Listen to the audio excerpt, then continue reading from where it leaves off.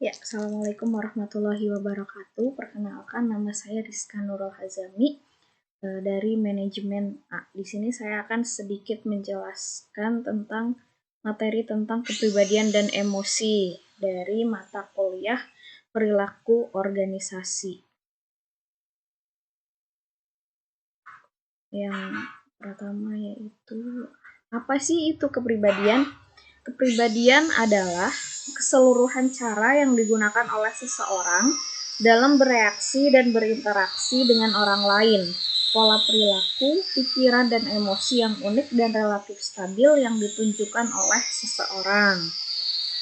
Lalu selanjutnya, setelah pengertian kepribadian itu adalah faktor yang menentukan kepribadian atau determinan dari kepribadian. Yang pertama, faktor yang pertama adalah hereditas atau diturunkan dari orang tua, dari struktur molekul atau dari gen dalam kromosom. Jadi misal kepribadian orang tuanya itu misal itu orang tuanya memiliki sifat keras kepala, lalu diturunkan kepada anaknya gitu. Faktor yang menentukan selanjutnya adalah lingkungan. Lingkungan ini dari kebudayaan, pola asuh, norma di tengah keluarga, teman, kelompok sosial, dan pengaruh lain yang dialami. Pokoknya sekitar lingkungannya dia aja. Lalu selanjutnya adalah situasi. Situasi ini mempengaruhi dampak hereditas dan lingkungan terhadap kepribadian. Jadi situasi juga mempengaruhi bagaimana kepribadian seseorang. Lalu selanjutnya adalah sifat-sifat kepribadian atau personality traits.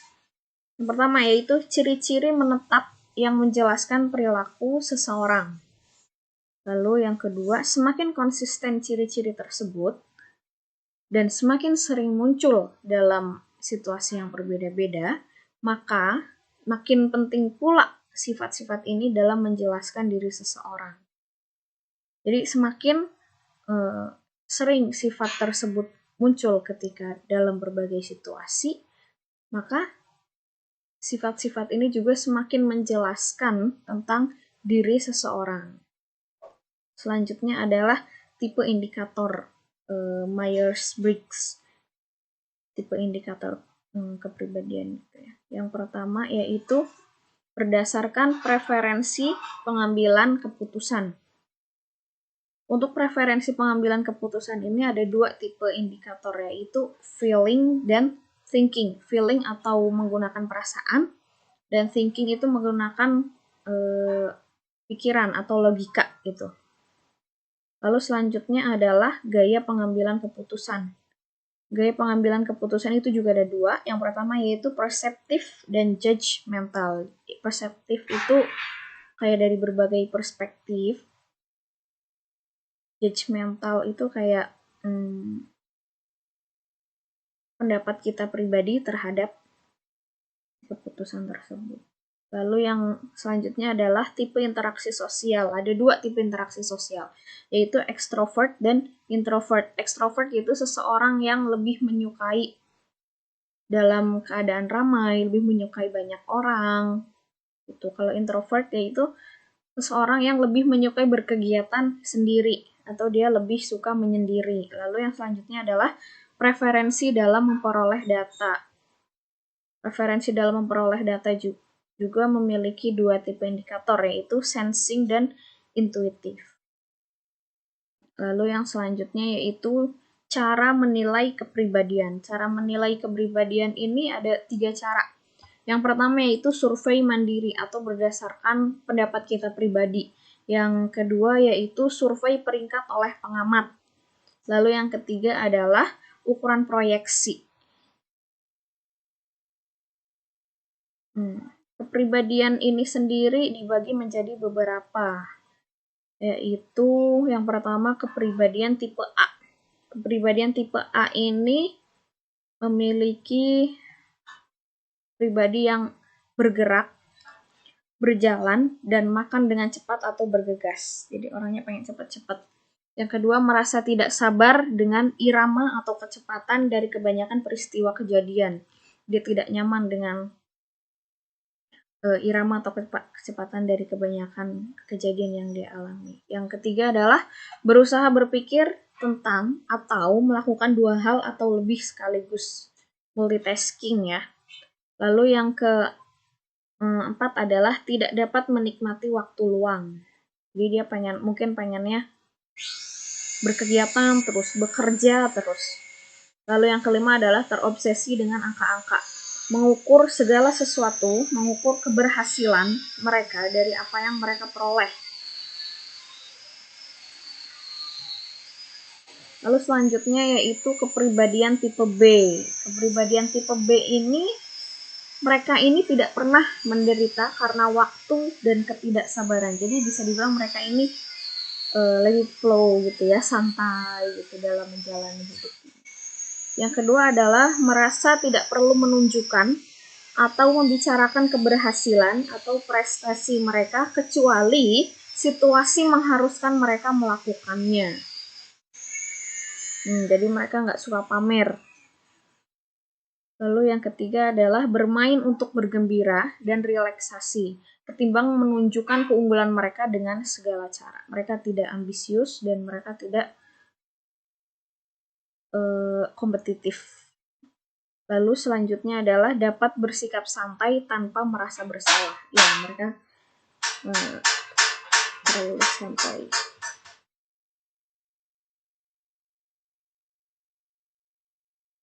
Sebelum ini juga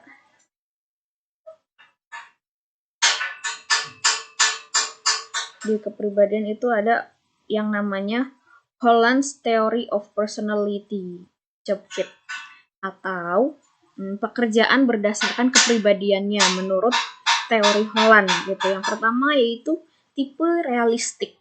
Tipe realistik ini memiliki kepribadian pemalu, stabil, dan praktis. Pekerjaan yang cocok untuk tipe realistik ini menurut teori Holland adalah mekanik, petani, pekerja, assembly line. Lalu yang selanjutnya yaitu tipe investigatif. Tipe investigatif ini memiliki kepribadian analitik, independen, dan pekerjaan yang cocok untuk tipe investigatif ini adalah ahli biologi, ekonom, dan juga ahli matematika. Karena dia suka menganalisis dan juga independen gitu, mandiri. Lalu selanjutnya yaitu tipe sosial. Tipe sosial ini memiliki kepribadian yang pandai bergaul, pandai bicara, dan juga mereka kooperatif atau pandai atau gampang diajak kerjasama gitu. Pekerjaan yang cocok untuk tipe sosial ini adalah pekerja sosial itu sendiri, guru, dan juga konselor. Lalu tipe selanjutnya yaitu konvensional. Tipe konvensional ini memiliki kepribadian yang praktis dan juga efisien. Pekerjaan yang cocok untuk tipe konvensional ini adalah akuntan, manajer, kasir bank, dan juga jurnalis. Yang selanjutnya yaitu tipe enterprising. Tipe enterprising ini memiliki kepribadian yang ambisius dan juga energik. Pekerjaan yang cocok untuk tipe enterprising ini yaitu pengacara, wiraniaga, dan juga humas. Yang terakhir adalah tipe kepribadian artistik. Tipe artistik ini memiliki pribadi yang imajinatif dan idealistik. Jadi mereka suka berimajinasi, dan pekerjaan yang cocok untuk tipe artistik ini yaitu yang berhubungan dengan art juga atau dengan seni. Yang pertama yaitu pelukis, menulis, musisi, dan juga desain interior. Lalu yang selanjutnya yaitu emosi. Apa itu emosi? Ada 3 istilah yang berkaitan dengan pengertian dari emosi itu sendiri, yaitu yang pertama adalah afek. Afek itu rentang perasaan yang dialami oleh seseorang. Lalu yang kedua adalah emotion.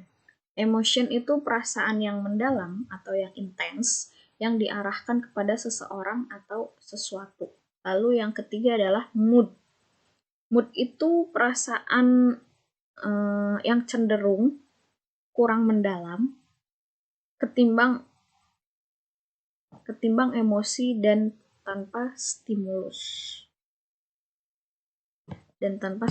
kontekstual, itu mood. Lalu yang selanjutnya adalah emotional labor. Emotional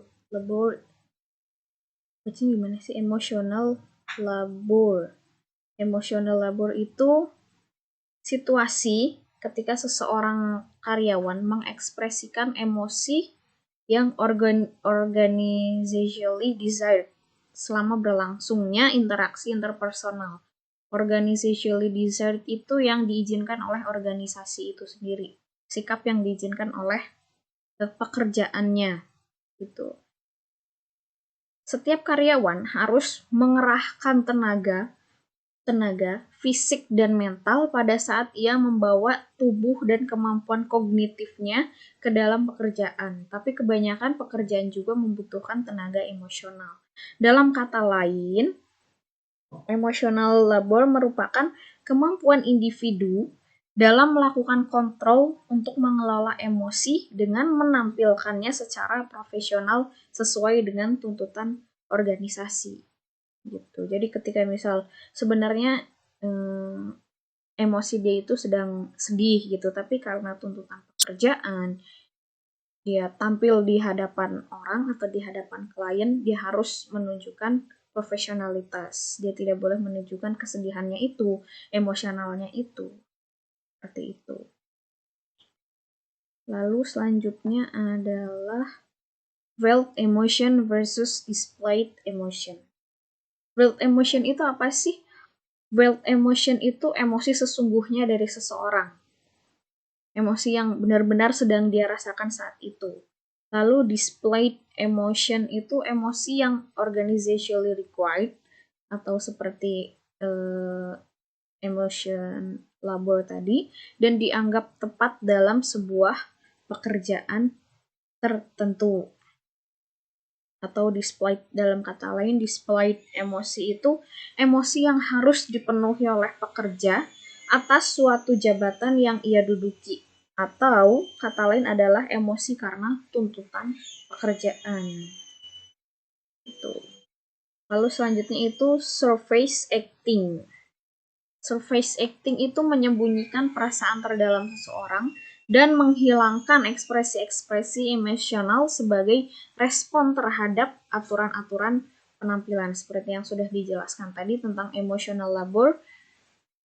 Walaupun sebenarnya kita sedang bersedih atau kita sedang marah ketika kita melakukan pekerjaan tertentu, maka kita harus profesional. Kita harus menghilangkan semua masalah pribadi kita dan melakukan pekerjaan sebaik mungkin. Yang kedua yaitu deep acting. Deep acting itu berusaha mengubah perasaan mendalam seseorang berdasarkan aturan-aturan penampilan. Lalu selanjutnya adalah emotional intelligence. Emotional intelligence atau biasa disebut dengan kecerdasan emosi yaitu keterampilan, kapabilitas, dan kompetensi non-kognitif yang mempengaruhi kemampuan seseorang untuk berhasil dalam menghadapi tuntutan dan lingkungan. Dalam emotional intelligence atau kecerdasan emosi ini ada 5 dimensi. Yang pertama yaitu kesadaran diri atau self-awareness. Yang kedua yaitu kelola diri atau self-management. Yang ketiga adalah motivasi diri atau self-motivation. Lalu yang keempat yaitu empati. Yang kelima adalah keterampilan social atau social skills. Gitu. Emosi secara universal dapat dibedakan menjadi 6. Yang pertama adalah emosi bahagia, rasa bahagia kita atau happiness. Lalu yang kedua adalah terkejut, kaget gitu kita atau surprise. Yang ketiga yaitu takut atau fear. Yang keempat adalah sedih atau sadness. Yang kelima adalah marah atau anger. Lalu yang keenam yaitu jijik atau disgust. Ya, sekian penjelasan singkat dari saya. Mohon maaf bila ada kurangnya, bila ada salah kata. Terima kasih. Wassalamualaikum warahmatullahi wabarakatuh.